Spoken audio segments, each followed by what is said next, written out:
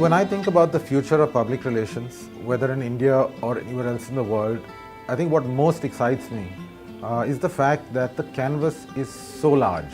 One of the things for sure is the fact that increasingly I'm seeing the need for an always-on issues and crisis management team. Given that the environment today is full of issues and crisis, there is a need that companies have to build this capacity of dealing with crisis. And when I say dealing, it is not about reacting to a crisis, it's about responding and responding with speed. How is a PR professional embracing the power of visual storytelling?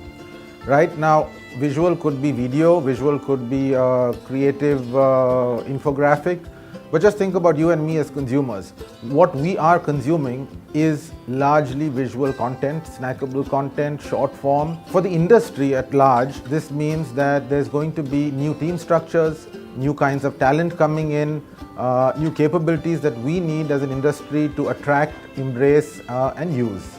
A trend that I'm seeing of companies starting to embrace the power, the potential of telling their own stories, of self-publishing. And I think it's linked to what I talked about earlier about the environment changes, because it is so difficult to tell an undistorted story today. Whether it's fake news, whether it's a disgruntled ex-employee, whatever the cause may be for the distortion, part of the solution is to create a channel that allows you to land your story, at least for the first time, in an undistorted format. Influencer marketing is a huge part of what we need to embrace and make part as core of what is our profession. And why I say that is because, rightly or wrongly, if it doesn't get shares, nobody cares, right? So if your story isn't getting talked about, isn't getting engagement, and that's not going to come just by you telling it. You need a credible bunch of influential people engaging with your story. And I underline the word credible. The minute the so-called influencer is available to endorse for a fee, the credibility factor starts getting a little diluted. A lot of what we do is storytelling and getting the messages out.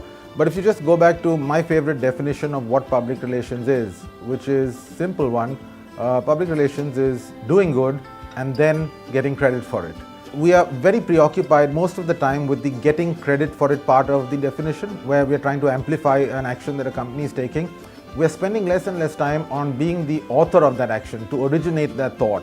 And I think that's where I began, saying the canvas is large.